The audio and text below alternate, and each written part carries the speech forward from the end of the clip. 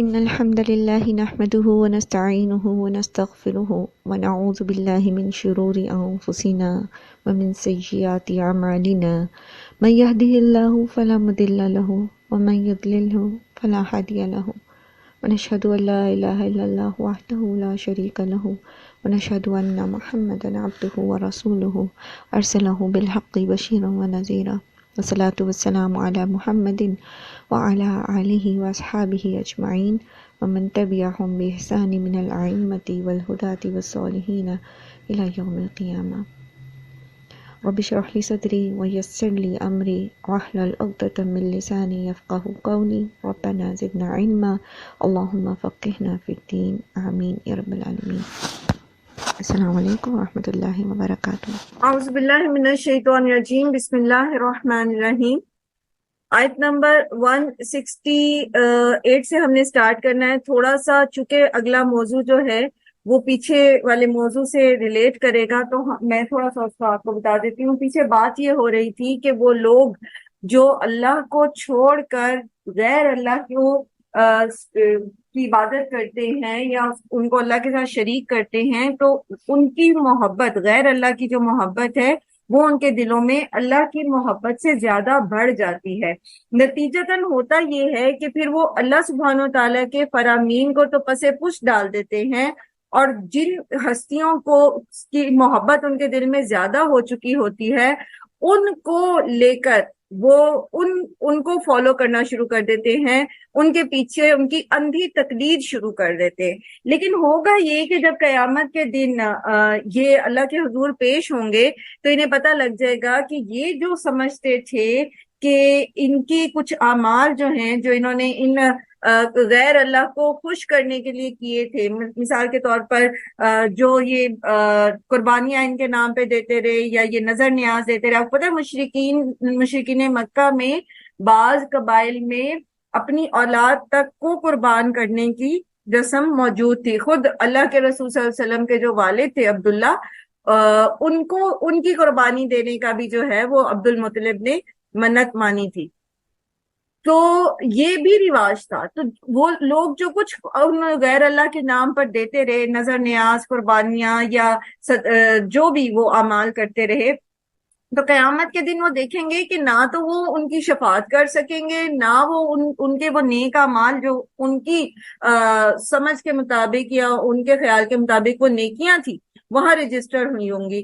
اور وَتَقَطَّعَتْ بِهِمُ الْأَسْبَابُ، تو سارے اسباب کٹ جائیں گے، یعنی لٹرلی نہ تو وہ ان کے پیر و مرشد، ان کے جو دیوی دیوتا تھے، ان کے جو جن کو انہوں نے اللہ کے پاس اپنی سفارشی سمجھ رکھا تھا، وہ خود کچھ کام آئیں گے، اور نہ ہی پھر ان سے ریلیٹڈ جتنی بھی انہوں نے کوئی نیکیاں کی ہوں گی وہ کام آئیں گے۔ سب اسباب جو ہیں وہ کٹ جائیں گے۔ اور اس وقت جو ہے جو صورتحال ہوگی وہ یہ ہوگی کہ پیروکار یہ کہیں گے کہ آج جس طرح یہ ہم سے بیزار ہیں، اگر ہمیں دنیا میں بھیج دیا جائے تو ہم بھی ان سے ایسی ہی بیزاری کا اظہار کریں گے۔ ان کو اللہ تعالیٰ ان کے اعمال دکھائیں گے، کس طرح انہوں نے یہ سارا کام کیے، اپنی مال کی قربانی دی، اپنی جانوں کی قربانی دی، لیکن کچھ بھی ان کے کام نہیں آیا۔ اور پھر وہ عمل جو ہیں وہ ان کے لیے ایسی حسرتیں بن جائیں گی، جیسی ایک حسرت کا اظہار یہاں پر اللہ تعالیٰ نے کیا ہے ان کی، اور وہ کیا ہے کہ کاش ہمیں ایک بار واپس بھیج دیا جاتا تو ہم بھی ان سے ایسے ہی بیزاری دکھاتے جیسے یہ آج ہم سے بیزار ہیں۔ یہ ایک حسرت ہے ان کی، لیکن کیا ہے کہ وما ہم بخارجین من النار، وہ آگ سے نہیں نکالے جائیں گے۔ یہ تھا ان کا وہ رویہ جو اللہ کو چھوڑ کر کسی غیر اللہ کی محبت میں، اس کی عقیدت میں ایسے مبتلا ہو جانا جیسا کہ اللہ سے عقیدت ہو، اللہ کی خشیت انسان کے دل میں ہو، اللہ کی محبت انسان کے دل میں ہو۔ اسی طرح مومن وہ ہے والذین آمنوا اشد حبا للہ، مومن جو ہے اس کے دل میں اللہ کی محبت سب سے اوپر ہوتی ہے۔ تو کل ہم نے یہ بات سیکھی تھی کہ جس چیز کی محبت سب سے اوپر ہوتی ہے انسان اسی کی پیروی کرتا ہے، اسی کی انسان کی زندگی جو ہے وہ ایک اسی کو راضی کرنے کے پیٹرن میں ڈھل جاتی ہے۔ تو یہ جو انسان کی زندگی ہے نا، اس میں سب سے اہم چیز جو ہوتی ہے وہ اس کا سروائیول ہے، یعنی سروائیول میں پھر سب سے پہلے کھانے پینے کی بات آتی ہے، کیونکہ انسان زندہ نہیں رہ سکتا جب تک کہ وہ کھائے پیے گا نہیں۔ یا ایھا الناس کلوا مما فی الارض حلالا طیبا، اے لوگوں جو ایمان لائے ہو، کھاؤ حلال اور طیب۔ ولا تتبعوا خطوات الشیطان، اور شیطان کے پیچھے نہ چلو، اس کی پیروی نہ کرو، اس کی قدموں کو فالو نہ کرو۔ کیوں؟ انہ لکم عدو مبین، وہ تمہارا کھلا دشمن ہے، وہ تمہیں اسی طرف لے کر جائے گا جہاں تم ایک دشمن دوسرے دشمن کو لے جا سکتا ہے، یعنی تباہی کی طرف۔ بات ہو رہی تھی اتباع کی، بات ہو رہی تھی ایمان کی، بات ہو رہی تھی محبت کی، تو اس کے فوراً بعد کھانے کا ذکر کیوں آ گیا ہے؟ سب سے پہلی بات تو یہ کہ انسان کی جو ایٹنگ ہیبٹس ہوتی ہیں وہ اس کا ڈائریکٹ اثر پڑتا ہے اس کے اعمال کے اوپر، ٹھیک ہے؟ جیسے قرآن کریم میں اللہ سبحانہ و تعالیٰ نے انبیاء کو حکم دیا کہ یا ایھا الرسل کلوا من الطیبات واعملوا صالحا، اے رسولوں کی جماعت طیبات میں سے کھاؤ اور نیک عمل کرو۔ جو کچھ ہم کھاتے ہیں وہ اس کا اثر ہمارے اعمال پر ہوتا ہے۔ کیسے ہوتا ہے انشاءاللہ آگے دیکھیں گے، یہ موضوع بار بار آئے گا، لیکن یہاں میں آپ کو بتا رہی ہوں کہ اتباع کی بات ہوتے ہوتے ایک دم سے کھانے پینے کی بات کیوں آئی؟ تو یہ دونوں طرف اتباع کی بات ہے، پیچھے ہے غیر اللہ کی اتباع، اور پھر آگے اسی میں آگے دیکھیے وَلَا تَتَّبِعُوا خُطُوَاتِ الشَّيْطَانِ، تو بیچ میں اللہ تعالیٰ نے کھانے پینے کا ذکر کیا ہے۔ اب سب سے پہلے تو ہم دیکھتے ہیں کہ یہ ہے کیا، کھانا پینا کیا کے لیے دو شرائط کیا ہیں۔ سب سے پہلے یہ کہ یا ایھا الناس، اے لوگو، کلوا مما فی الارض، جو کچھ زمین میں ہے کھاؤ، حلالا، حلال۔ حلال کیا چیز ہوتی ہے؟ حلال لکھ لیجئے گا، ٹھیک ہے؟ بار بار یہ آگے باتیں آئیں گی، میں ہر بار نہیں دہراؤں گی۔ حلال وہ چیز ہے جسے شریعت نے حرام نہیں کیا۔ حلال کیا چیز ہے؟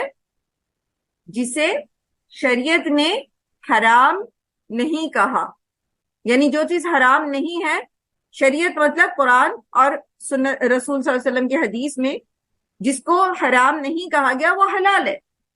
اور دوسرا وہ چیز حلال ہے جسے انسان نے اپنے عمل سے حرام نہ کر لیا ہو۔ عمل سے حرام کرنے کا کیا مطلب ہے؟ یعنی چیز تو حلال ہے لیکن اس نے اس کو حرام طریقے سے اختیار کیا ہے۔ مرغی، بکرا، گائے حلال ہے، لیکن اگر وہ اس کو ذبح نہیں کرتا، اس پہ غیر اللہ کا نام لے لیتا ہے تو وہ حرام ہو جائے گا۔ یا غیر اللہ کا نام نہیں لیتا اور ذبح کے طریقے پر اس کو ذبح نہیں کرتا اور جھٹکا کرتا ہے، ایک دم اس کی گردن کاٹ دیتا ہے، تو وہ حرام ہو جائے گا کیونکہ وہ مردار میں چلا جائے گا۔ اب لیٹ سے گندم، چاول، اینی تھنگ حلال ہے، لیکن اگر وہ اس کو چوری کرتا ہے تو وہ حرام میں چلا جائے گا کیونکہ چوری حرام ہے۔ حلال چیز کو حرام ذریعے سے حاصل کرنا اس کو حرام کر دیتا ہے۔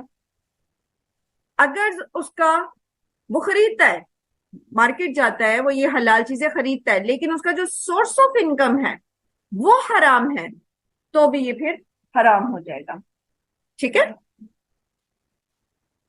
تو حلال کیا ہے؟ بیسیکلی جسے اللہ اور اس کے رسول نے حرام نہیں کہا، اور دوسرا جس کو بندہ خود اپنے عمل کے ذریعے حرام نہ کر لے۔ حلال کی اہمیت کیا ہے؟ ابو ہریرہ فرماتے ہیں کہ نبی صلی اللہ علیہ وسلم نے فرمایا، اے لوگو، اللہ پاک ہے اور وہ صرف پاک مال قبول کرتا ہے۔ کہ اللہ تعالی، آپ دیکھیں کہ حتیٰ کہ اگر کسی کا سورس آف انکم حرام ہے تو وہ اس میں سے اگر صدقہ بھی کرتا ہے تو وہ قبول نہیں ہوگا۔ حرام اللہ تعالیٰ قبول نہیں کرتا۔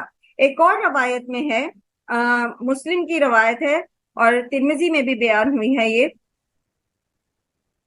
نبی صلی اللہ علیہ وآلہ وسلم نے ایک ایسے شخص کا ذکر کیا جو لمبا سفر کر کے آیا ہو۔ آپ صلی اللہ علیہ وسلم نے فرمایا کہ اس کے بال پریشان اور خاک آلود ہوں، اور وہ اپنا ہاتھ آسمان کی طرف پھیلاتا ہے اور کہتا ہے اے میرے رب، اے میرے رب، جب کہ اس کا کھانا حرام، پینا حرام، لباس حرام، اور جس غذا سے اس کا جسم بنا ہے وہ بھی حرام ہے، تو پھر اس کی دعا کیسے قبول ہوگی؟ تو اس سے ایک اور بات پتہ چلتی ہے کہ حرام کھانے والے کی اور حرام کمانے والے کی دعا قبول نہیں ہوتی۔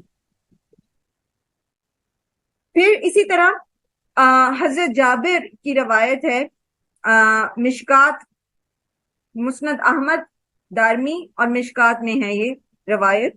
حضرت جابر کہتے ہیں کہ نبی صلی اللہ علیہ وسلم نے فرمایا وہ گوشت جو مال حرام سے پروان چڑھا ہے وہ جنت میں داخل نہ ہوگا، اور جو بھی گوشت حرام سے پروان چڑھا ہے اس کے لیے جہنم ہی لائق تر ہے۔ تو جن کا سورس آف انکم حرام ہے، جو رشوت لیتے ہیں، جو سود کھاتے ہیں، اسی طرح جو دوسروں کا مال ناحق کھاتے ہیں، جو کسی کی زمین پر قبضہ کر کے اس کے اوپر سے کھیتی باڑی کے ذریعے پیسہ کماتے ہیں، کسی بھی طریقے سے جو حرام کھا رہے ہیں، اس کا مطلب کیا ہے کہ پھر ان کے اوپر جنت جو ہے وہ داخلہ منع ہو جائے گا، وہ جنت میں داخل نہیں ہوں گے۔ سیدنا عبداللہ ابن مسعود سے روایت ہے، آپ صلی اللہ علیہ وسلم نے فرمایا جو شخص حرام مال کمائے اور پھر اس سے صدقہ کرے تو وہ صدقہ قبول نہیں ہوتا، اور اگر اس سے خرچ کرے تو اس میں برکت نہیں ہوتی۔ یہ بھی مسند احمد، مشکات اور کتاب البیوع میں اس کا ذکر ہے۔ حرام مال سے صدقہ قبول نہیں ہوتا۔ ابو ہریرہ کہتے ہیں کہ نبی صلی اللہ علیہ وسلم نے فرمایا اللہ تعالیٰ صرف پاکیزہ کمائی سے ہی صدقہ قبول کرتا ہے۔ ایک چیز ہے حلال اور ایک چیز ہے حرام۔ حلال کیا ہے میں نے آپ کو بتا دیا، حرام اس کے اپوزٹ ہے، ٹھیک ہے؟ تو حرام کو چھوڑنے کا حکم ہے اور حلال کو اختیار کرنے کا حکم ہے۔ اس کے بیچ میں بھی کچھ چیزیں ہوتی ہیں، اور وہ کیا ہوتی ہیں؟ مشتبہ چیزیں۔ اللہ کے رسول صلی اللہ علیہ وآلہ وسلم نے فرمایا، یہ نعمان بن بشیر کی روایت ہے اور بخاری کتاب الایمان میں اس کا ذکر ہے، اسی طرح مسلم میں بھی اس کا ذکر ہے۔ نبی صلی اللہ علیہ وآلہ وسلم نے فرمایا کہ حلال بھی واضح ہے اور حرام بھی واضح ہے، ان دونوں کے درمیان کچھ مشتبہ چیزیں ہیں جنہیں اکثر لوگ نہیں جانتے۔ اب جو شخص ان مشتبہ چیزوں سے بچا رہا اس نے اپنے دین اور عزت کو بچا لیا، اور جو مشتبہ چیزوں میں پڑ گیا اس کی مثال اس چرواہے کی سی ہے جو کسی دوسرے کی چراگاہ کے گرد اپنے جانوروں کو چراتا ہے، قریب ہے کہ وہ جانور اس چراگاہ میں گھس جائیں۔ یعنی اگر وہ حرام کے اور حلال کے بیچ مشتبہ میں گھومتا رہتا ہے تو عین ممکن ہے کہ وہ حرام میں جا پڑے گا۔ سن لو، ہر بادشاہ کی ایک چراگاہ ہوتی ہے، سن لو اللہ کی چراگاہ اس کی زمین میں حرام کردہ چیزیں ہیں۔ حضرت عطیہ سعدی کہتے ہیں کہ نبی صلی اللہ علیہ وآلہ وسلم نے فرمایا کوئی بندہ اس وقت تک متقی نہیں ہو سکتا جب تک کہ وہ مشتبہ چیزوں سے بچنے کی خاطر ان چیزوں کو نہ چھوڑ دے۔ یعنی جن چیزوں میں انسان کو شک ہے کہ یہ پتہ نہیں حلال ہیں یا حرام ہیں تو وہ ان کو چھوڑ دے، یہی تقویٰ ہے۔ حضرت حسن بن علی فرماتے ہیں کہ میں نے رسول صلی اللہ علیہ وآلہ وسلم سے یہ بات یاد رکھی کہ جو چیز تجھے شک میں ڈالے اسے چھوڑ دے، اور وہ اختیار کر جو تجھے شک میں نہیں ڈالتی۔ اسی طرح صحیح بخاری کی ایک روایت ہے، نبی صلی اللہ علیہ وآلہ وسلم نے فرمایا لوگوں پر ایک زمانہ آئے گا کہ آدمی اس بات کی پرواہ نہیں کرے گا کہ جو مال اس کے ہاتھ آیا ہے وہ حلال ہے یا حرام ہے، تو بیسکلی یہ ساری احادیث آپ کے سامنے رکھنے کا مقصد یہ تھا کہ حلال اور حرام یہ واضح ہے، لیکن اصل تقوی یہ ہے کہ اللہ کہ ان کے بیچ میں جو مشتبہ باتیں ہیں ان کو بھی انسان چھوڑ دے. اور یہی اصول اللہ تعالیٰ نے آپ کو شروع پارے میں جب آدم علیہ السلام کی تخلیق کا قصہ تھا وہاں آدم علیہ السلام کو یہ اصول دے دیا تھا، اور وہ کیا تھا؟ وَلَا تَقْرَبَا هَٰذِهِ الشَّجَرَةَ، یہ درخت حرام ہے نا، اس کے قریب بھی نہ پھٹکو. تو یہ میں نے شروع میں آپ کو کچھ سرکلز بنوائے تھے، اس میں نے آپ کو پھر یہ گرے ایریا ڈیفائن کیا تھا کہ مشتبہ کیا ہے. وہ چیزیں جو مکروہات میں آتی ہیں، وہ چیزیں جن کے بارے میں آپ کو پتہ نہیں ہے تو ان کے قریب بھی نہ جائیں. مثلاً آپ گروسری کرنے جاتے ہیں اور آپ ایک چیز اٹھاتے ہیں، نوڈلز کا پیکٹ اٹھاتے ہیں، اور آپ اس کے اوپر جو لینگویج لکھی ہے وہ جاپنیز ہے یا چائنیز ہے، آپ کو نہیں پتا. اس کے اوپر کوئی انگریڈینٹس جو ہیں وہ نہیں مینشن کیے گئے انگلش میں یا کسی اور. آپ کو نہیں پتا کہ اس کے اندر جو ٹیسٹ میکر ہے یا اس کے جو انگریڈینٹ ہیں وہ حلال ہیں یا حرام ہیں. تو اب بجائے اس کے کہ آپ کہیں گے مجھے تو پتہ نہیں چل رہا لیکن سپوزڈلی یہ حلال ہے تو بس میں اس کو لے لوں، نہیں. چونکہ اب یہ معاملہ مشتبہ ہو گیا ہے، آپ اس کو نہیں ڈھونڈ سکتے حلال کہ اس میں ای کوڈ بھی نہیں اس کے اوپر لکھا ہوا، کچھ اور بھی ذریعہ نہیں ہے، تو آپ اس کو چھوڑ دیں. ٹھیک ہے، بات سمجھ آئی؟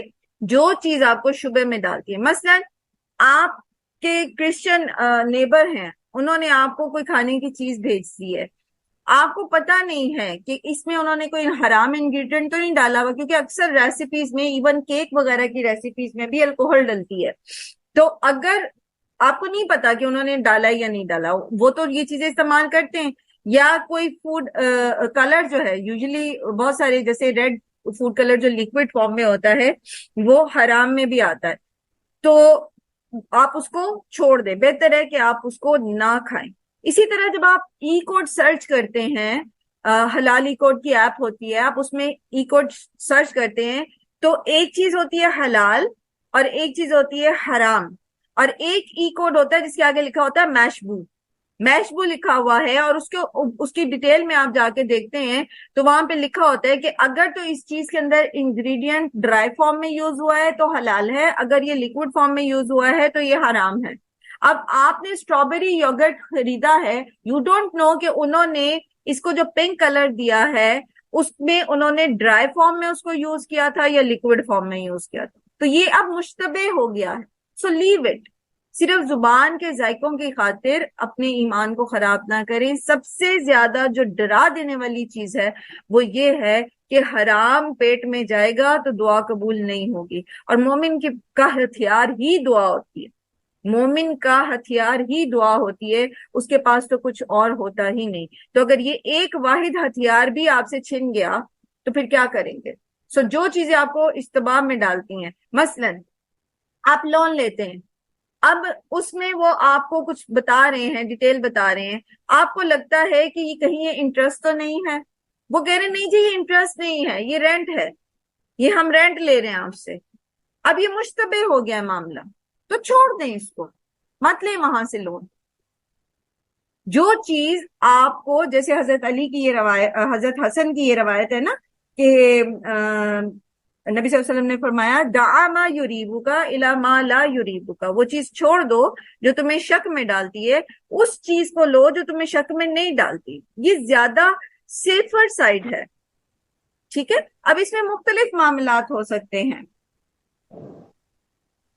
پھر طیب کی بات ہوئی، حلال کھاؤ اور طیب کھاؤ.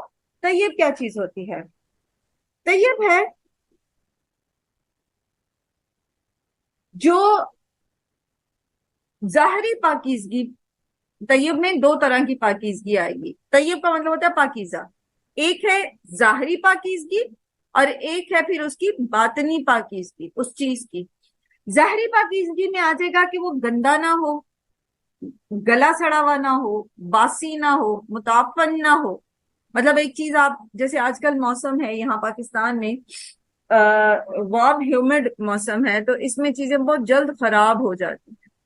تو آپ کہیں کہ وہ ہلکی سی اسمیل ہے، کوئی بات نہیں، میں کھا لیتی ہوں، ضائع نہ کروں. obviously بہت زیادہ مشکل بھی ہو گیا ہے آج کل، ریسورسز بھی اتنے وہ نہیں ہیں کہ انسان کے کہ چلو میں اس کو پرندوں کو ڈال دوں گا، چلو میں کھا لیتی ہوں. تو یہ اب طیب نہیں رہا، یہ خراب ہو گیا ہے. اگر آپ اس کو کھائیں گے تو آپ کی صحت کو نقصان پہنچے گا. ٹھیک ہے، طیب کھانا ہے. گلا سڑا، باسی، خراب، ٹھیک ہے، یا ایسی چیز جس کے جو متعفن ہو، جس میں سے اسمیل آ رہی ہے، گندی اسمیل آ رہی ہے، خراب ہو جانے والی اسمیل آ رہی ہے، اس کو نہ کھائیں، وہ نہیں کھا سکتے. دس از ناٹ الاؤڈ. جیسے حرام نہیں کھا سکتے نا، ویسے ہی غیر طیب نہیں کھا سکتے. ٹھیک، اگر آپ کہیں کہ میں یہ کھا لیتی ہوں کوئی بات نہیں، تو پھر جو فوڈ پوائزننگ آپ کو ہوگی وہ آپ کے اپنے ہاتھوں کی کمائی ہوگی، وہ وبال، وہ مصیبت آپ کے اپنے ہاتھوں کی کمائی ہوگی. سیکنڈلی، طیب میں اس کی باطنی پاکیزگی، وہ چیز جو آپ کے لیے سوٹیبل ہو، ٹھیک ہے، آپ کے لیے صحت افزا ہو، جیسے بیلنس ڈائٹ. ٹھیک، آپ صرف جنک کھاتے جا رہے ہیں اور اپنی باڈی کو جو ہے وہ جو ریکوائرڈ اس کی پروٹین ہے یا ریکوائرڈ اس کے دیگر جو نیوٹرینٹس ہیں وہ آپ نہیں دے رہے، صرف آپ اس کے اندر کاربوہائیڈریٹس بھرتے چلے جا رہے ہیں جو آپ کے وزن کو بڑھاتے چلے جا رہے ہیں، تو یہ بھی غیر طیب ہو جائے گا، یہ بھی پسندیدہ نہیں ہے. ٹھیک ہے، پھر اسی طرح اگر آپ کی جو آپ کی صحت ہے وہ کچھ چیزوں کو آپ کو الاؤ نہیں کرتی، مثلا آپ ڈائبٹک پیشنٹ ہیں، اور ڈائبٹک پیشنٹ جو ہے اس کے لیے جو گلوکوز ہے، ٹھیک ہے، گلوکوز چینی جو ہے وہ اس کی صحت کو نقصان پہنچاتی ہے، تو اب یہ اس کے لیے غیر طیب ہو گیا، وہ نہیں کھائے. ٹھیک ہے، حلال اور طیب کھانا ہے نا، کھانے میں دو شرائط دی گئی ہیں اور کچھ نہیں کہا گیا. حلال کھاؤ، اور حلال کیا ہے؟ جسے شریعت نے حرام نہیں کیا یا بندے نے خود اپنے اعمال کے ذریعے حرام نہیں کیا. حلال کیا ہے؟ جو حرام نہیں ہے. تو حلال کھاؤ اور طیب کھاؤ. اور طیب پھر کیا ہے؟ جس میں ظاہری پاکیزگی بھی ہو اور باطنی پاکیزگی بھی ہو، یعنی وہ آپ کی ہیلتھ کو بھی سوٹ کرتا ہو اور آپ کی جو اس کے اندر وہ بیلنس ڈائٹ بھی ہو. ٹھیک،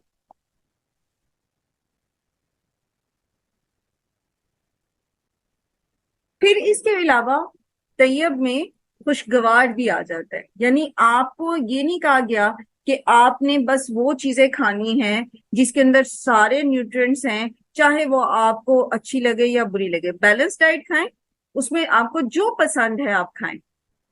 ٹھیک ہے، ضروری نہیں ہے کہ آپ کریلے کھائیں، اگر وہ نیوٹرینٹس آپ کو کسی اور سبزی سے مل رہے ہیں تو آپ وہ کھائیں. یہ نہیں کہا گیا کہ یہ چیز ضرور کھاؤ. حلال کا، طیب کا دائرہ کار بہت وسیع ہے، حرام اور غیر طیب بہت کم ہے. تو جو چیز چاہتا ہے کھاؤ، خوشی سے کھاؤ، خوشگوار چیزیں کھاؤ، جو افورڈ کر سکتے ہو کھاؤ، بس یہ دو کوالٹیز ان کے اندر ہونی چاہیے. وَلَا تَتَّبِعُوا خُطُوَاتِ الشَّيْطَانِ، تو تم شیطان کی پیروی نہ کرو، شیطان کی خطوات کی پیروی نہ کرو. شیطان کی خطوات کیا ہیں؟ اصل میں بات یہ ہے کہ شیطان جو ہے وہ چیزوں کو جو اللہ نے حلال کی ہیں ان کو حرام کراتا ہے. کیسے حرام کرا دیتا ہے؟ مثلا مشرکین مکہ جو تھے وہ کیا کرتے تھے؟ انہوں نے کچھ جانور جیسے سائبہ اور حام اور وسیلہ، اس طرح کچھ اونٹ اور کچھ انعام تھے کچھ، جن کو انہوں نے اونٹنیوں وغیرہ کو بتوں کے نام کے اوپر وقف کر دیا ہوتا تھا.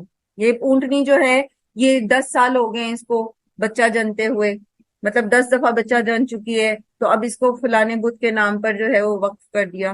اب اس کو کوئی کھا نہیں سکتا تھا. اب وہ اونٹنی جس کی مرضی چراگاہ میں گھسے وہ مقدس ہو جاتی تھی. اسی طرح جو اونٹ جو ہے وہ دادا بن جائے ٹھیک ہے، تو اس کو بھی بتوں کے نام کے اوپر وقف کر دیتے تھے. اب اس کو بھی کوئی کھا نہیں سکتا تھا، کوئی اس کو ذبح نہیں کر سکتا تھا، وہ مقدس ہو جاتا تھا. تو اب وہ حلال تھا کہ وہ کھا سکتے اس اونٹنی کو بھی، اس اونٹ کو بھی، لیکن وہ اس کو حرام کرتے تھے. اسی طرح وہ کہتے تھے کہ یہ جو حاملہ ہے، جو چوپایوں کی قسم میں سے بکری ہے یا اونٹنی ہے، اس کے پیٹ میں جو کچھ بھی ہے اگر تو وہ زندہ پیدا ہوا تو وہ صرف مرد کھائیں گے، عورتیں نہیں کھائیں گی. اور اگر وہ مردہ پیدا ہوا تو پھر مرد بھی کھائیں گے اور عورتیں بھی کھائیں گی. اب یہ کیا تھا، یہ انہوں نے حلال کو حرام خود بخود جو ہے وہ کر دیا تھا. اس کو اللہ سبحانہ تعالیٰ نے سورہ نحل میں بھی بیان فرمایا ہے، لا تقولوا لما تصف السنتکم الکذب ھذا حلال وھذا حرام لتفتروا علی اللہ الکذب. نہ تم اپنی زبانوں سے گھڑو جھوٹ کو اور کہو کہ یہ حلال ہے اور یہ حرام ہے تاکہ تم اللہ کے اوپر جھوٹ گھڑ سکو. یعنی جو اللہ نے حلال کیا ہے اس کو خود سے حلال یا حرام بنا لینا، جو اللہ نے حلال کیا ہے اس کو حرام بنا لینا، یہ کیا ہے؟ شیطان کی پیروی. جیسا کہ سورہ تحریم میں بھی آتا ہے نا، خود نبی کو بھی اللہ تعالیٰ نے اس چیز کی اجازت نہیں دی کہ وہ حلال کو حرام کر سکیں. اللہ تعالیٰ فرماتے ہیں کہ لما تحرم یا ایھا النبی لما تحرم ما احل اللہ لک، اے نبی صلی اللہ علیہ وآلہ وسلم، آپ نے وہ کیوں اپنے اوپر حرام کر لی چیز جو اللہ نے حلال کی تھی. تو اللہ تعالیٰ کی حلال کی ہوئی چیزوں کو حرام قرار دینا جو ہے وہ شیطان کی پیروی ہے. اس کی ایک مثال ہے، کہتے ہیں کہ پنجاب میں ایک گاؤں ہے جس میں ایک کاسٹ ہے، ذات ہے، جن کو بیندار یا دیندار کہا جاتا ہے. ان کو جو سخی سرور ایک بزرگ ہیں انہوں نے ان کو مسلمان کیا تھا.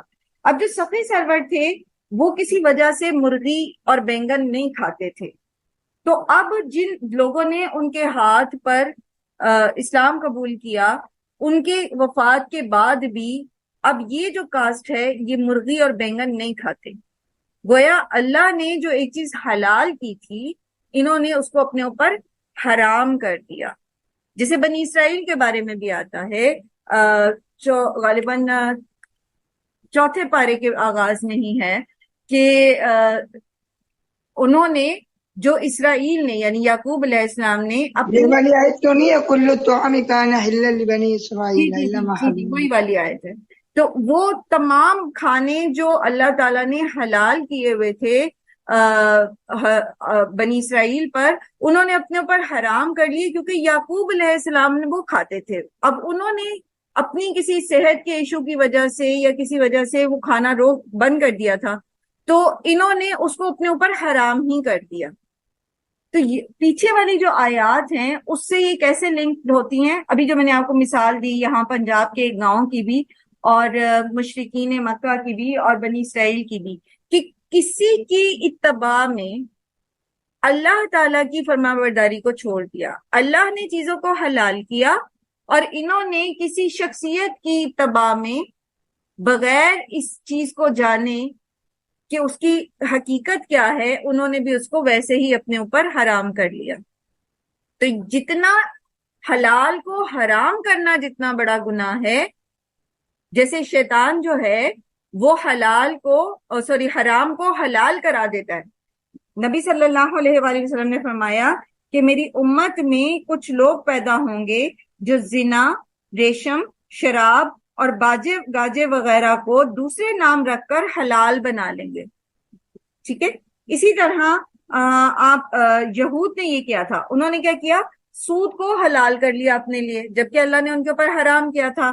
اسی طرح سے انہوں نے امیوں کا مال کھانا اپنے اوپر حلال کر لیا تھا کہ ہم اہل کتاب ہیں، ہم سپیریئر ہیں، ہم امیوں کے ساتھ جو مرضی کرتے رہیں. جیسے اس کا ذکر بھی آتا ہے قرآن کریم میں کہ ان میں کچھ ایسے لوگ ہیں کہ اگر آپ ان کو ایک پائی بھی ان کے پاس امانت رکھواؤ گے تو وہ واپس نہیں کریں گے. وہ اس کو اپنے اوپر حلال کر لیتے ہیں یہاں تک کہ آپ ان کے سر پہ کھڑے ہو جاؤ اور جبرن ان سے واپس لے لو. تو یہ کیا کر رہے ہیں؟ یہ حرام کو اپنے لیے حلال کر رہے ہیں. ٹھیک، تو یہ دونوں گناہ برابر ہے. حرام کو حلال کر لینا اور حلال کو حرام کر لینا، یہ دونوں کیا ہیں؟ یہ شیطان کی پیروی ہے. اچھا، ہم لوگ حرام کو تو حلال نہیں کرتے، اس معاملے میں تو ہم بہت کانشیس ہوتے ہیں، لیکن اکثر ہم حلال کو حرام کرتے ہوئے اس کو بعض اوقات تقویٰ سمجھ رہے ہوتے ہیں. ہم سمجھتے ہیں کہ اس چیز کو چھوڑ دینا بالکل یہ غالباً کوئی تقویٰ ہے، لیکن تقویٰ یہ نہیں ہے. تقویٰ اللہ کی نعمتوں کو استعمال کرنا ہے اللہ کی بتائی ہوئی حدود کے بیچ میں رہ کر. اب اگر کوئی شخص یہ کہے کہ میں گوشت نہیں کھاؤں گا، میں کبھی گوشت نہیں کھاؤں گا، اور اس نے ایک حلال چیز کو اپنے اوپر حرام کر لیا، تو یہ بھی کیا ہے؟ پھر شیطان کی پیروی.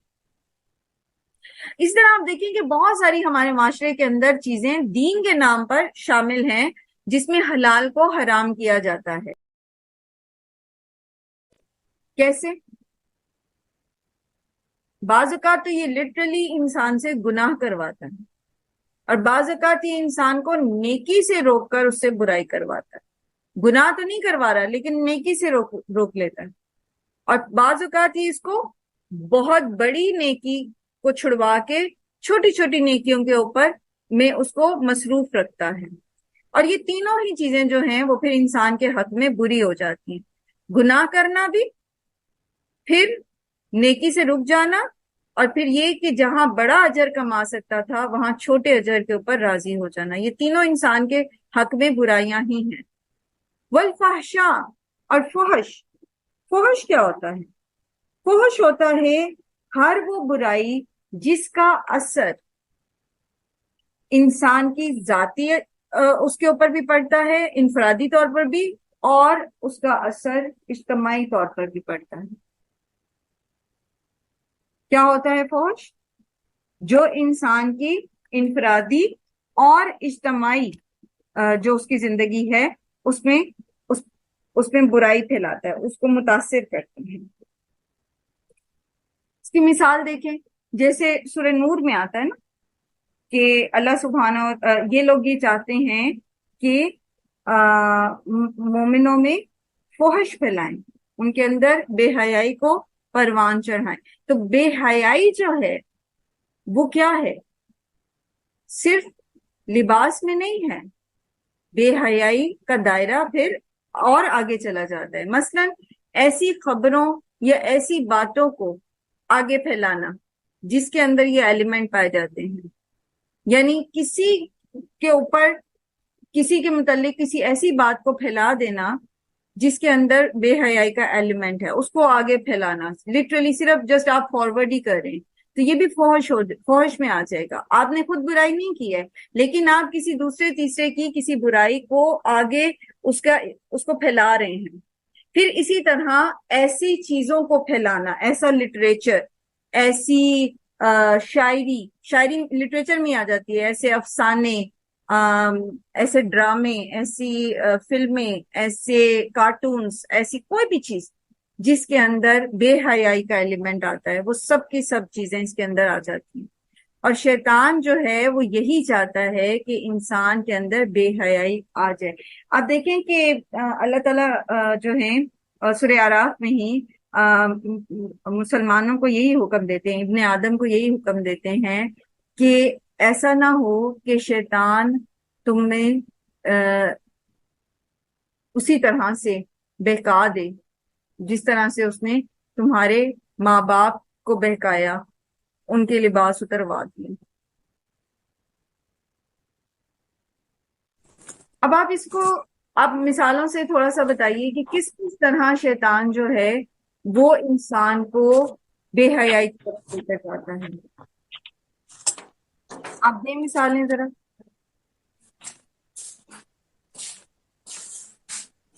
میم جب ہم کسی شادی بیاہ پہ جاتے ہیں نا تو سب سے پہلے بے شک بہت ہی پردے والا بندہ بھی ہونا تو وہاں جا کے لباس اس طرح کا زیب تن کریں گے، سر پہ دوپٹہ اتنا پتلا ہوگا یا ہوگا ہی نہیں، مطلب وہ ایک عام روٹین سے ہٹ کے ہم شیطان کے بہکاوے میں آ کے نا وہ لباس اور وہ مطلب طریقہ اختیار کرتے ہیں کہ جو بے حیائی میں آتا ہے، اور ہم یہ کہہ رہے ہوتے ہیں موقع ہے نا، سب اس طرح کر رہے ہیں، ہم نہیں کریں گے تو لوگ ہمیں برا کہیں گے، یہ ایک نورین جواز نے بڑی اچھی بات کی کہ دوپٹے کے نام پہ بھی جو چیز سر پہ ڈالی ہوتی ہے وہ بھی مطلب بال نہیں کور کر رہی ہوتی اور سارا گردن اور گلا سب اس میں سے جھلک رہا ہوتا ہے، لیکن شیطان نے کس بات پہ سیٹسفائی کیا ہوتا ہے کہ سر کو ڈھکا ہوا ہے نا۔ جی جی جی اسی طرح ناردرن ایریا میں لوگ جاتے ہیں یا باہر کسی ملک میں جاتے ہیں نا تو وہاں پر اپنے کپڑے چینج کر لیتے ہیں نا، ہاں وہ شارٹ چیزیں پہننا شروع کر دیتے ہیں کہ یہاں کون سی ہماری فیملی ہے، بھائی فیملی تو نہیں دیکھ رہے لیکن اللہ تعالیٰ تو دیکھ رہے ہیں نا۔ فیملی نہیں دیکھ رہی لیکن اللہ تو دیکھ رہا ہے۔ شیطان کیا سجھاتا ہے کون سا ہاں جی فیملی دیکھ رہی ہے، لیکن یہ بھلوا ہاں جی، دیتا اور ہے اسی طرح کہ کچھ اللہ پیسہ تو آ دیکھ جائے، ہاں جی، تو وہ ایڈوانس بننے کے لیے لوگ پھر یہ شارٹ کپڑے سلیو لیس نہیں ہے اور یہ سارا کچھ غائب ہو جاتا ہے اچھا کہ اس ہم میں شیطان ایڈوانس ایک اور ڈریس میں طرح سے بھی بہکاتا ہے نا کہ چلے سلیو لیس تو نہیں ہے لیکن وہ سکن فٹ ہو جاتے، فٹنگ اتنی کرا دیتا ہے۔ آپ دیکھیں کہ وہ کہیں نہ کہیں سے اس نے اگر دائیں سے نہیں نا اس کا داؤ چلتا تو وہ بائیں سے آ جائے گا، اگر وہ سلیو لیس یا باریک نہیں پہنا پا رہا نا تو وہ پھر اس کو سکن فٹ کرا دے گا۔ آپ دیکھیں کہ ابائے جو ہیں، ابائے جو بچیاں پہن رہی ہیں تو وہ دیکھیں کہ ان کو شیطان کیا ان کو سجھاتا ہے کہ آپ وہ کمر پہ سے اس کو ٹائٹ کر کے باندھ لیتی ہیں، اس کے اوپر وہ آ جاتی ہے۔ اب وہ جو مقصد تھا عبایا پہننے کا کہ فگر نظر نہ آئے تو وہ جو ہے وہ ان کو مطمئن بھی کرا دیتا ہے، ماں باپ بھی مطمئن ہو جاتے ہیں کہ بچی باہر عبایا پہن کے جا رہی ہے، لیکن یہ کہ وہ مقصد فوت ہو جاتا ہے عبایا کا۔ اسی طرح حجاب کو لے لیں، اب بچیاں جو ہیں وہ حجاب تو لے رہی ہیں لیکن جو اصل حکم ہے یعنی حکم کا ایک حصہ جو ہے وہ یہ ہے کہ سینے کے کو ڈھک کے رکھنا ہے، تو وہ یا تو حجاب بالکل گردن سر کے گرد لپٹا ہوا ہوتا ہے یا پھر یہ کہ وہ سینے سے اوپر ہوتا ہے۔ بڑی بڑی عورتوں کو بھی میں نے دیکھا ہے بعض اوقات انہوں نے ڈالا ہوا ہوتا ہے کپڑے کو لیکن وہ اتنا باریک ہوتا ہے کہ وہ جو مقصد ہے کہ آپ کا فگر شو نہ ہو وہ پورا نہیں ہو رہا ہوتا۔ تو شیطان انسان کو اس طریقے سے بہکاتا ہے کہ اس کو لگتا ہے کہ نہیں وہ صحیح کر رہا ہے، وہ نیکی کر رہا ہے، لیکن حالانکہ وہ نیکی نہیں کر رہا ہوتا۔ جی جمیلہ۔ ہاں جی، میں یہ کہنا چاہ رہی تھی کہ شیطان اس طرح بہکاتا ہے کہ کوئی خوشی کا موقع ہو اس میں ناچ گانا اور یہ سارا کچھ چلتا ہے، آپ دیکھیں منگنیوں ہو یا شادی ہو اس میں لڑکیاں کیسے ناچتی ہیں ساتھ لڑکوں کے بھی، اور وہ سارا مطلب اس میں مرد بھی ہوتی ہیں عورتیں بھی ہوتی ہیں اور اپنے آپ کو شو کرتی ہیں، یہ بھی تو بے حیائی ہے۔ بالکل، اور آپ یہ یہ دیکھیں بھی کہ غلط کام نہیں اسی آئے گا، خوشی منانا اچھی بات ہے لیکن یہ نہیں کہ حد سے بڑھ جائیں، اپنے جو اصول ہیں ان کو خوشی ختم کر منانے دیں۔ کا بھی اللہ نے ایک حدود مقرر کی ہے نا، آپ خوشی منائیں یا آپ غم منائیں، حد میں رہیں، جی جو اللہ نے حدود مقرر کی۔ اچھا خوشی میں تو بے حیائی ہے ہی، اب جب غم کا موقع ہوتا ہے تو اس میں شیطان کیسے بے حیائی کراتا ہے؟ آپ نے دیکھا خواتین جو ہیں جب وہ کسی میت پہ ہوتی ہیں اور وہ رو رہی ہیں یا اللہ رحم کرے کوئی گھر کا فرد چلا جاتا ہے، نہ ان کو دوپٹے کا ہوش ہے نہ ان کو اپنے گریبان کا ہوش، کچھ انہیں نہیں پتا، اور غم کی کیفیت میں وہ اپنا گریبان چاک کیے ہوئے ہیں، سر کے بال کھولے ہوئے ہیں یا دوپٹہ گرا ہوا ہے کہیں اور وہ بے حال ہے غم میں، تو یہ بھی تو شیطان کراتا ہے نا۔ غم میں بھی تو انسان کو اپنی حدود کے اندر رہنا چاہیے نا، تو یہ بھی بے حیائی بالکل ایسے شیطان ہی کرواتا ہے۔ پھر اس کے علاوہ لباس کے علاوہ جو الفاظ بول رہے ہوتے ہیں غم کی جو کیفیت میں، ان میں بھی جو ہے جو حیا اللہ سے ان کو کرنی تھی، اللہ کی ناشکری نہیں کرنی تھی، اللہ کے ساتھ شکوہ نہیں کرنا تھا، اللہ سے صبر سے کام لینا تھا، تو یہ بھی تو بے حیائی ہے نا کہ انسان اللہ سے حیا نہ کرے اور اس کو کہے کہ اللہ تو نے میرے ساتھ یہ کیوں کر دیا، اور نعوذ باللہ بہت سارے جو ہیں وہ کفریہ کلمات جو ہیں وہ ایسے موقع پر، غم کے موقع پر عورتیں جو ہیں یا لوگ جو ہیں وہ بول رہے ہوتے ہیں۔ تو شیطان جو ہے وہ اسی طرح انسان سے برائی یہ بھی کرواتا ہے، بولتے خوشی کے ہیں موقع پہ بھی اور غم کے موقع پہ بھی۔ جی حمیدہ. جی ایک دفعہ میں گئی تھی میت میں، تو وہاں بول رہے تھے اب یہ تو جنتی ہے، اس نے تو کوئی گناہ نہیں کیا، تو یہ بھی تو مطلب فرض یہ بھی غلط چیز ہے. ہم آپ نہیں کسی کہہ کے بارے سکتے میں نا، جنتی کیونکہ اللہ ہی ہونے یا جہنمی ہونے کا سرٹیفکیٹ نہیں دے سکتے. ہاں، اللہ سے اچھا گمان رکھنا چاہیے، یہ کہنا چاہیے کہ اللہ سے امید ہے کہ اللہ تعالیٰ اس کی نیک اعمال کے بدلے اس کو جنت میں بھیجے. ہم اللہ سے دعا کرتے ہیں کہ اللہ تعالیٰ اس کو جنت میں بھیجے. اس چیز سے سختی سے منع کیا گیا ہے کہ آپ کسی کو جنتی یا جہنمی یہ کہیں. ابھی میں گئی ہوئی تھی نا، تو انہوں نے ہاں جی وہ مطلب خالص یہی کہہ رہے تھے، وہ تو جنتی ہی تھا، وہ تو جنتی ہی جی، تھا. ایسے تو کہتے ہیں مجھے لوگ بڑے تھوڑا فیل آرام ہوا سے. کہ میں ہاں، نے کہا اور یہ بڑے کیسے آرام سے جنتی کا کسی کو فیصلہ. جہنمی اور جنتی کہہ دیتے ہیں. وہ تو ہم لوگوں نے، وہی بات ہے نا، علم کی کمی ہے نا، ہمیں پتہ ہی نہیں کہ ایسا نہیں کہنا چاہیے.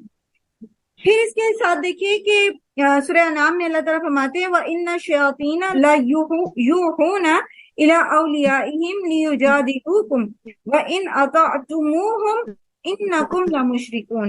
اور بے شک شیاطین جو ہیں وہ اپنے ساتھیوں کی طرف جو ہے وہ وسوسے ڈالتے ہیں، پھونکتے ہیں. یہاں یوحون کا لفظ ہے، تو وحی تو نہیں کرے گا شیطان کے لیے، لیکن وحی بیسیکلی خفیہ اشارے کو کہتے ہیں. تو شیطان کا خفیہ اشارہ اس کے وسوسے ہوتے ہیں تاکہ وہ تم سے جھگڑیں، اور اگر تم نے ان کی اطاعت کی تو پھر بے شک تم مشرکوں میں سے ہو جاؤ گے. اب آپ دیکھیں کہ آپ جب دین پڑھ لیتے ہیں، دین سیکھ جاتے ہیں، تو پھر آپ جب اس پر عمل کرتے ہیں تو لوگ پھر کیا کہنا شروع کر دیتے ہیں؟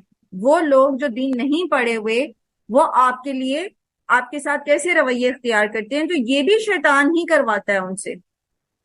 جو خود دین نہیں پڑھے ہوئے، شیطان ان کے دل میں ایسے وسوسے ڈالتا ہے. مثلا جیسے ابھی میں نے آپ کو ایک وہ مثال دی تھی نا، وہ پیالوں والی، کہ وہ کھیر کے پیالے بناتے ہیں، منت مانتے ہیں، تو کہتے ہیں ان میرڈ لڑکیاں نہیں کھا سکتی، تو اگر وہ کھا لیں تو ان کے ساتھ کوئی ایسا حادثہ ہو سکتا ہے.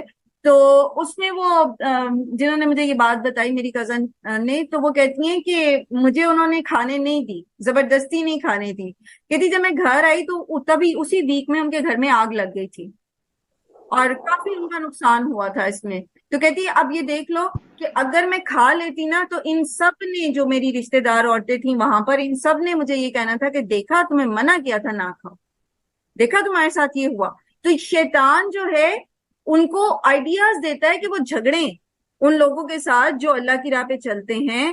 اللہ کی خاطر انہوں نے حلال کو حلال ہی رہنے دیا ہے، حرام کو حرام ہی رہنے دیا ہے. تو ایسے لوگوں کے خلاف باقاعدہ لوگ جو ہے وہ بنا لیتے ہیں، کیا آپ اس کو کہیں گے، محاذ بنا لیتے ہیں محاذ ان کھڑا کے کر خلاف. دیتے ہیں. جزاک اللہ خیر. محاذ بنا لیتے ہیں باقاعدہ اور اکٹھے ہو جاتے ہیں ان کے خلاف. تو اللہ تعالیٰ فرما رہے ہیں سورہ انعام کی آیت میں کہ وَإِنْ أَطَعْتُمُوهُمْ، ان کو راضی کرنے کے لیے اگر تم نے ان کی اطاعت شروع کر دی، انہی کی طرح تم نے حلال کو حرام اور حرام کو حلال کرنا شروع کر دیا، اِنَّكُمْ لَمُشْرِكُونَ، تو پھر تم بھی انہی کے جیسے ہو جاؤ گے، مشرکوں کی طرح کے. اسی طرح یہ جو واقعہ میں آپ کو بتا رہی تھی پنجاب میں اس گاؤں کا، تو اس میں کہتے ہیں کہ ایک گاؤں کا ایک لڑکا جو تھا وہ دین شہر گیا اور اس نے صحیح دین جو تھا وہ سیکھا اور پڑھا. تو وہ جب واپس آیا، بہرحال اس نے شادی کی، اولاد نہیں ہوئی، اللہ کی طرف سے اس کی اولاد نہیں، لیکن سارے گاؤں والوں نے اس کو یہی کہا کہ دیکھا تم نے جو ہے یہ کی تھی نا گستاخی، یعنی وہ مرغی کھا لی اور بینگن تم نے کھا لیے اور تم نے اس کو اپنے لیے حلال کر لیا، اس لیے تم بے اولاد. یہ سب اصل میں شیطان ہی کراتا ہے. جن سے عمل کرتے ہیں ان سے وہ بھی شیطان کے پیچھے لگے ہوئے ہوتے ہیں، اور پھر وہ جن کی مخالفت کرتے ہیں، جو ان کے خلاف باتیں کرتے ہیں، وہ آئیڈیاز بھی شیطان ہی کی طرف سے آتے ہیں. تو سب سے پہلا کام یہ کرنا ہے کہ شیطان کو اپنا دشمن سمجھنا ہے اور اس چیز کو جاننا ہے کہ کون سا وسوسہ جو ہے وہ شیطان کی طرف سے آ رہا ہے. اور وہ تبھی ہم معلوم کر سکیں گے جب ہمارے پاس اصل علم ہوگا، جب ہمیں صحیح پتہ ہوگا کہ اصل میں علم ہے کیا، تبھی تو ہم بچ سکیں گے ان چیزوں سے جس کی طرف شیطان ہمیں بلاتا ہے. جب ہمیں صحیح اور غلط کی پہچان ہی نہیں ہوگی اور دین ہمارا صرف سنا سنایا ہوگا، تو ہم کیسے شیطان کے سکیں گے. اور جب ہم ہمارے یہاں جی میں یہ کہنا چاہ رہی تھی کہ ہمارے یہاں پہ بہت سی بچیاں ہیں، ینگ بچیاں نا، تو بہت زیادہ وہ آسانی سے کہہ دیتی ہیں جی ہم ویجیٹیرین، ہمارے گھر بھی آتی ہیں نا تو کہتی ہیں کہ ہم ویجیٹیرین ہو گئے، ہم ویجیٹیرین. تو مسلمان اور اچھی بچیاں، اچھی فیملیز کی بچیاں اور ویسے سے اچھی بچیاں مطلب نماز وغیرہ بھی پڑھتی ہیں، تو میں ان کو یہ کہتی ہوں کہ بہت غلط ہے اور ایسا مت کرو تم نا. اگر تمہیں لگتا ہے کہ وہ تمہیں نہیں پسند یا نہیں تمہیں میٹ نہیں کھانا، تو تم مت مطلب زیادہ مت کھاؤ، لیکن کبھی کبھی ضرور کھا لیا کرو، کیونکہ یہ بالکل ورنہ اس کے اگینسٹ. تو میں نے ان کو یہ سمجھائی تھی بات کہ اگر آپ کو ویجیٹیبلس لینی ہے تو ٹھیک ہے، آپ کو اگر اپنے ڈائٹ کے لحاظ سے آپ کو لگتا ہے کہ میٹ کسی بھی طرح آپ سے، وہ کہتی ہیں نہیں ہم دیکھ نہیں سکتے، میں نے انہیں کہا کہ ٹھیک ہے تم 4 مہینے کے بعد کھا لو، مت تم زیادہ کھاؤ، لیکن بالکل اپنی لائف سے ختم کیا تو یہ بالکل وہ گناہ میں جائے گا، اور ایسا مت کرو. یہ بھی، اور اس کے علاوہ یہ بھی وہ انہوں نے کہا ایک ہی بات. تو دوسرا یہ کہ ہم کزن میرج جو ہے نا وہ غلط ہے آنٹی، وہ تو بالکل نہیں صحیح. میں نے ان کا دیکھو بھائی تم بے شک کزن سے شادی نہ کرنا، لیکن اس کو غلط مت سمجھو، یہ ہمارے اللہ نے اجازت دی ہے اور یہ بالکل جائز ہے، اور ایسا بالکل نہ کسی اور تک یہ تم بات فالو کرنا کہ نہیں کرنی چاہیے، تو یہ غلط ہے. تو میں نے سمجھانے کی انہیں کافی کوشش تو کی تھی. اب آپ دیکھیں کلچر کا اثر ہے نا، کرسچنس جو ہیں وہ کزن میرج ان میں حلال نہیں ہے نا، کزنس کے ساتھ میرج، ٹھیک ہے. اور اسی طرح آپ دیکھیں کہ آپ کے ارد گرد بہت سارے ایسے ہیں جو ویج ہیں، ٹھیک ہے. بہت اب تو بہت زیادہ ہونے لگ گئے ہیں. اگر غلط رسومات وہ استعمال کر دیتے ہیں ایسی جو کہ ہماری اس میں اسلام میں نہیں ہے، مثال کے طور پر وہ کنڈے وغیرہ جو کہتے ہیں نا بناتی ہیں، وہ جو پاک ہوتی ہیں اور پاک لوگ ہوں وہی آ کے کھائیں، اور پتہ نہیں رات ساری بناتی رہتی ہیں اور صبح پھر وہ تقسیم کرتی ہیں. دوسرا یہ کہ غلط قسم کی جو باتیں کرتے ہیں وہ اسلام میں ملا دیتے ہیں کہ ہمیں اللہ نے کہا یہ ایسے کرنے کو. وہ یہ ہے نا، وہ دیکھیں یہ اگلا پوائنٹ ہے نا، وَأَن تَقُولُوا عَلَى اللَّهِ مَا لَا تَعْلَمُونَ، کہ تم، اور شیطان یہ چاہتا ہے کہ تم وہ کہو اللہ کے بارے میں جس کا تمہیں علم نہیں ہے. تو اس میں پھر وہ ساری چیزیں آ جائیں گی جس میں لوگ وہ سارے کام کریں، کھانے پینے سے لے کر، لباس سے لے کر، دیگر رسومات سے لے کر، کہ یہ اللہ کا حکم ہے. جیسے مشرکین مکہ جو تھے وہ حج طواف جو تھے وہ برہنہ ہو کے کرتے تھے. اور وہ کیا کہتے تھے کہ ہم نے اپنے، جب انہیں یہ کہا جاتا تھا کہ ایسا نہ کرو تو کہتے نہیں، ہم نے اپنے آباء و اجداد کو ایسے ہی کرتے دیکھا ہے اور اللہ نے اس چیز کا حکم دیا ہے. ٹھیک ہے، تو اب یہ کیا ہے؟ یہ شیطان نے ان کو سجھا دیا نا کہ یہ اللہ نے حکم دیا. حالانکہ اللہ تعالیٰ اسی سے اگلی آیت میں آتا ہے نا سورہ اعراف میں کہ آپ ان سے کہیں کہ اللہ تعالیٰ تو بے حیائی کا حکم نہیں دیتا. اللہ تعالیٰ تو آپ کو یہ کہہ رہا ہے کہ آپ ہر نماز کے وقت اپنی زینت اختیار کریں، لباس پہنیں، پراپر اپنی سطر پوشی کریں، مرد اپنے سطر پوشی کریں، عورتیں اپنی سطر پوشی کریں، پھر آپ نماز ادا کریں گے، پھر آپ عبادت کریں گے. اللہ تو بے حیائی کا حکم نہیں دے رہا. تو اللہ کے اوپر یہ باتیں باندھ لینا بدعت، اس کی سب سے بڑی مثال بدعت کی ہے. جیسے ابھی آپ نے بھی وہ ذکر کیا کچھ چیزوں کا، کنڈے وغیرہ جو ہیں، تو یہ جو کنڈے ہیں نا یہ ان کو امام جعفر کی نیاز کہتے ہیں لوگ، ٹھیک ہے.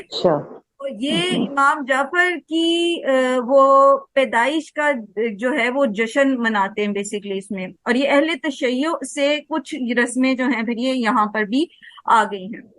اب وہ کیا کہتے ہیں، لیکن یہ اللہ کا حکم تو نہیں ہے، یہ بھی شیطان کی پیروی ہے کہ ہم بدعات جو ہیں وہ دین میں شامل کر لیں اور ہم یہ کہیں کہ یہ اللہ کا حکم ہے.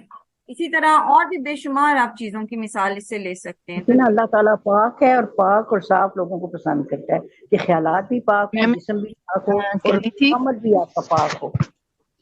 اللہ خود پاک ہے تو پاک لوگوں کو. جی نورین، میں کہہ رہی ہوں کہ انسان نا، میں نے ہی زندگی میں دیکھا اپنے ماضی میں، خاص طور پہ اپنے اوپر انالائز کر کے، کہ انسان جب غم یا کرب میں ہوتا ہے نا میم، اس ٹائم پہ انسان کو شیطان زیادہ ورغلاتا ہے بنسبت عام حالات کے. تو ایک جو متقی ہے، یہ مومن ہے نا، اس کو مطلب اس ٹائم پہ جا کے یہ فوکس رکھنا چاہیے کہ میرے اندر جو نیگیٹیوٹی آ رہی ہے، جو منفی رجحانات میرے اندر پیدا ہو رہے ہیں، جو اللہ سے مجھے دور لے کے جا رہے ہیں یا میرے اندر ایمان کو کم کر رہے ہیں نا، اس وقت اپنے آپ کو مطلب بیلنس رکھنے کی ضرورت ہے. اس وقت اللہ کی طرف مطلب ہمارا رجحان ہو، اور شیطان ہمیں پتہ ہو کہ یہ اس کے ہتھکنڈے ہیں، وہ ہمیں مایوسی کی طرف لا کے تو اپنے راستے پہ لانے کی کوشش کرتا ہے. یہ ایک مطلب ویک پوائنٹ ہم انسانوں کا سبھی کا ہوتا ہے. اس وقت اگر ہم خود کو مطلب مضبوط کر لیں اور اللہ سے تعلق ہمارا مضبوط ہو تو الحمدللہ پھر ہم اوور کم کر سکتے ہیں اور ہم اس چیز میں نہیں جاتے. جس کا بعد میں انسان کو ملال ہوتا ہے کہ میں نے ایسے کیوں کہا تھا. جس طرح انسان کی نیچر ہوتی ہے نا، بعض لوگ جیسے ابھی نورین نے کہا کرب میں یا غم میں زیادہ پرون ہوتے ہیں کہ شیطان کے وسوسوں کا شکار ہو جائیں، وہ زیادہ نازک ہوتے ہیں اس وقت شیطان حملہ کرتے ہیں. اسی طرح بعض لوگوں پر غم یا کرب اتنا ان کو نہیں کرتا سچویشن میں ان کو کمزور کہ شیطان حملہ کرے، وہ خوشی میں کمزور ہو جاتے ہیں.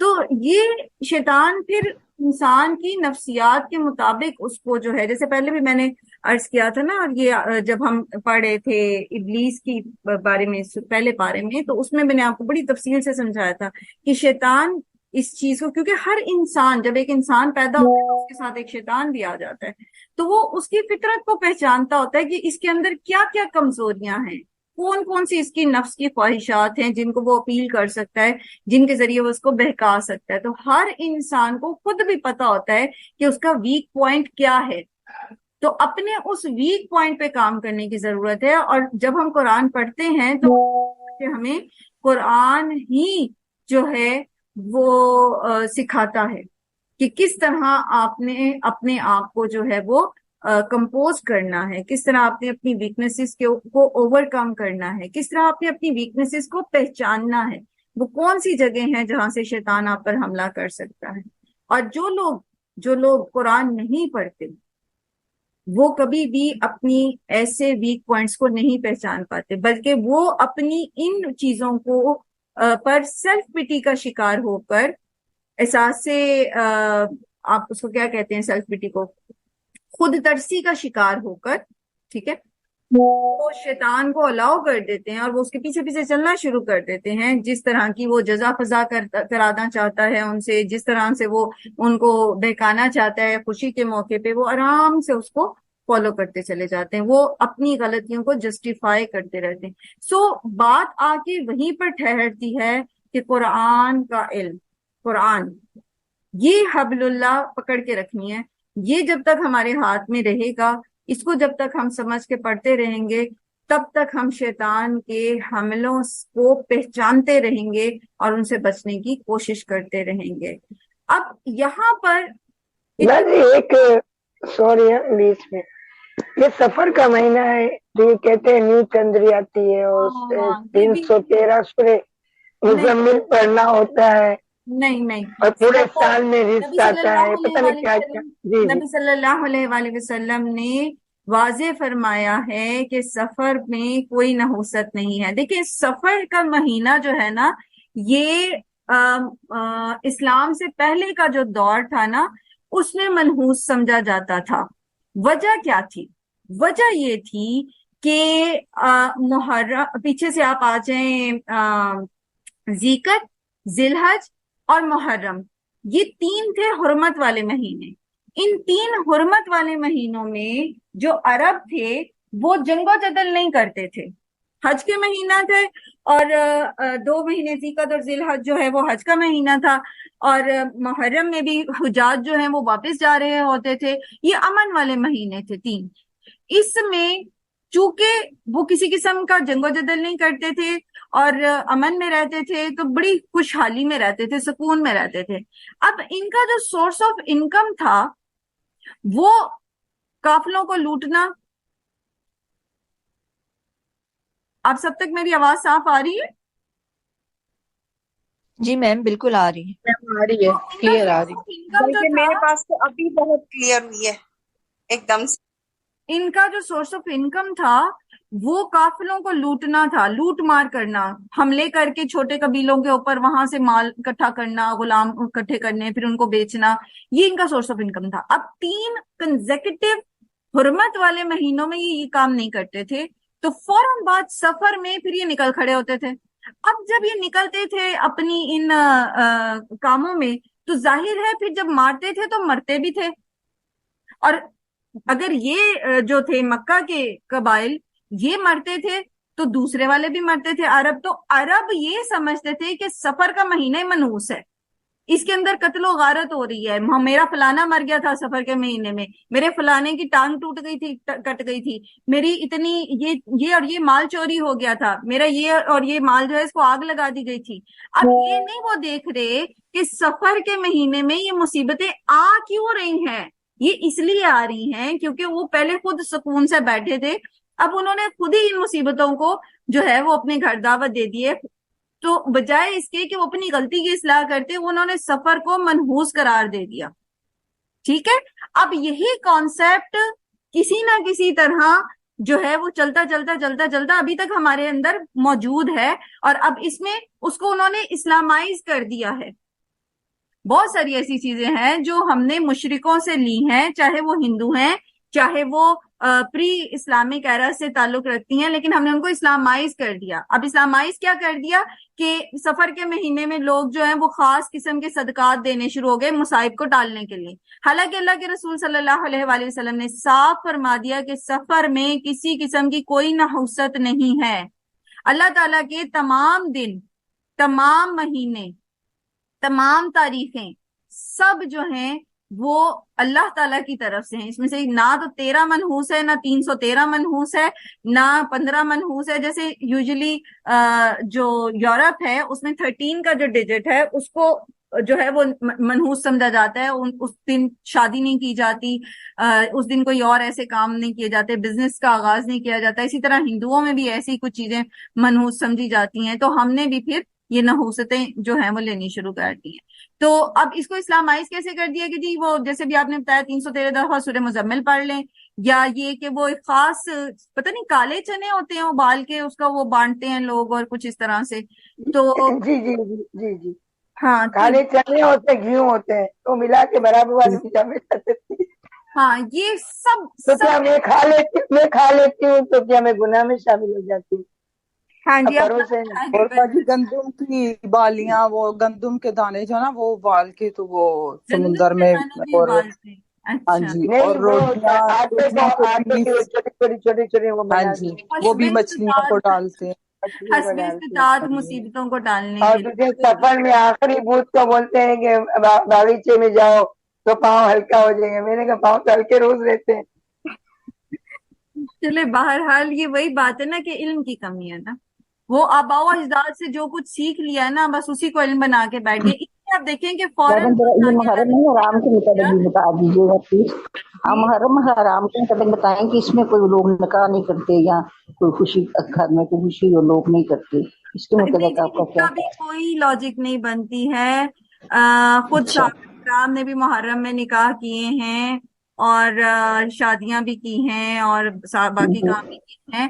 محرم کو ہمارے ہاں حضرت امام حسین کی شہادت کی وجہ سے ایک غم کا مہینہ بنا کر اس لیے لوگ جو ہیں اس کے اندر شادی بیاہ وغیرہ نہیں رکھتے. یہ بھی ایک مسکنسپشن ہے, کیونکہ خود اللہ کے رسول صلی اللہ علیہ وسلم نے فرمایا, بتا دیا ہمیں کہ سوائے شوہر کی موت کے غم کے جو کہ 4 ماہ 10 دن ہے, اور کسی میت کا سوگ جو ہے وہ 3 دن سے زیادہ جو ہے وہ جائز نہیں ہے.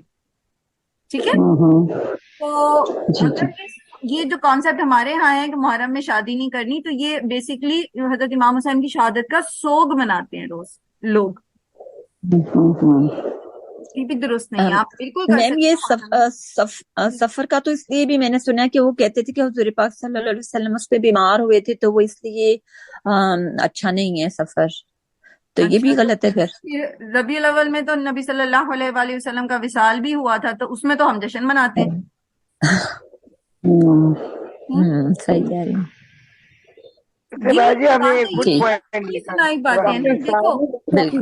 شادی سفر کے مہینے میں کی تھی, حالانکہ کہتے ہیں کہ اس مہینے میں بھی نہیں. ڈاکٹر صاحب نے اللہ تعالیٰ ان کو جنت الفردوس میں جگہ دے, انہوں نے اپنی بیٹی کی شادی سفر کے مہینے میں کی تھی, کہتے ہیں اس میں بھی نہیں کرنی چاہیے. ہاں دیکھیں جب علماء کرام ایسے سٹیپس اٹھائیں گے نا کہ ہم کریں گے, ہم کریں, تو وہ ایک اچھی مثالیں قائم ہو جائیں گی نا. بالکل صحیح کہا, ہمیں کرنا چاہیے, ہم یہ کر کے دکھائیں کہ دیکھیں کچھ بھی نہیں ہے. اور اگر خاصہ تقدیر میں کوئی معاملہ برا ہے ہی, مثال کے طور پر کسی نے اپنے بچے کی شادی سفر میں کی, اور اس کی شادی کامیاب نہیں ہوئی، تو اب اس پہ بھی لوگوں نے آپ کے خلاف ایک محاذ بنا لینا، دیکھا آپ نے سفر میں کی تھی اس لیے ایسا ہو گیا، تو انہیں بتائیں کہ یہ اس لیے نہیں ہے، یہ اس لیے ہوا کیونکہ تقدیر میں ایسا ہی تھا، یہ آزمائش تھی، یہ میری بھی آزمائش ہے، آپ کی بھی آزمائش ہے کہ اب آپ اس سے کیا نتیجہ اخذ کر رہے ہیں۔ بہرحال دوسری یہ بھی ہم بات، پہ ذمہ داری آتی دوسری یہ بات بھی ہے کہ منحوس دین کوئی بھی نہیں ہوتا، قرآن میں خود بھی کہا اللہ تعالیٰ نے کہ منحوس دین کوئی بھی نہیں ہے، مشکلات اور آزمائش آتی ہے انسان کی زندگی میں، وہ کوئی وقت ہو سکتا ہے، لیکن اس کو پھر صبر اور جی، حوصلے اگر سے کسی کو شادی آباد نہیں ہوئی سفر کے مہینے میں کرنے سے، محرم میں کرنے سے، تو وہ جن کی شادی دوسرے دنوں میں ہوئی ہے وہ بھی تو یعنی کہ ان کی شادی بھی ناکام ہو جائے تو اس کا یہ مسئلہ تو پتہ چلتا ہے کہ وہ دوسرے دنوں میں ہونے سے آباد تو یہ نہیں ہو دیکھ جائے کہ محرم میں نہیں کی تو شادی ناکام ہاں ہوگی جی، نا، تو بات لوگ یہ کہتے ہے ہیں کہ کہ اس سادیہ یہ مہینے تھاٹ میں تبھی کیے اس لیے، ڈیولپ ہوتی ہے ہاں جی، آپ کی، یہ تھاٹ تبھی ڈیولپ ہوتی ہے جب آپ اس بات کو سمجھ جاتے ہو کہ ایسی نحوست والی کوئی چیز نہیں ہوتی، ٹھیک ہے، تبھی بالکل آپ کہتے ہو، یہ مثال دیتے ہو، ادروائز تو لوگ اس چیز کو اس کو کہیں گے وہ تقدیر کا معاملہ ہے اور یہ سفر کی نحوست کی وجہ سے ہوا۔ ہاں جی، یہی میں کہہ رہی ہوں کہ ان کو علم کی یہ کمی، جواب دینا چاہیے یہ کہ ساری باقی بات دنوں میں جو بھی ہے، نماز بھی برباد ہوتی ہوتے ہیں لوگ، وہ کیوں ہے۔ ہوتے ہیں پھر؟ بہرحال اللہ سبحانہ و تعالیٰ ہم سب کو توفیق دیں کہ ہم علم کو دوسروں تک پہنچا سکیں۔ دیکھیں لوگوں نے اپنی آمین۔ زندگی میں بہت مشکل بنائی ہوئی ہے، ان چیزوں میں پڑھ کے بہت مشکل بنائی ہوئی ہے، اور ابھی جیسے سفر کا مہینہ ہے، اپنے گھر کھانے کو نہیں، اپنے بچے بھوکے ہیں، لیکن وہ آٹے کی گولیاں میٹھی بنا بنا کے محلے میں بانٹیں گے، قرض اٹھا کے یہ کریں گے کہ مصائب ٹل جائیں ہمارے۔ تو آپ یہ دیکھیں آپ پر اس وقت مطلب آپ صحیح دین اختیار کریں تو آپ کی زندگی بہت زیادہ آسان ہو جاتی ہے۔ پھر اللہ سبحانہ تعالیٰ ہم سب کو توفیق دے کہ ہم خود بھی عمل کر سکیں اور دوسروں کو بھی علم جو ہے وہ پہنچا سکیں۔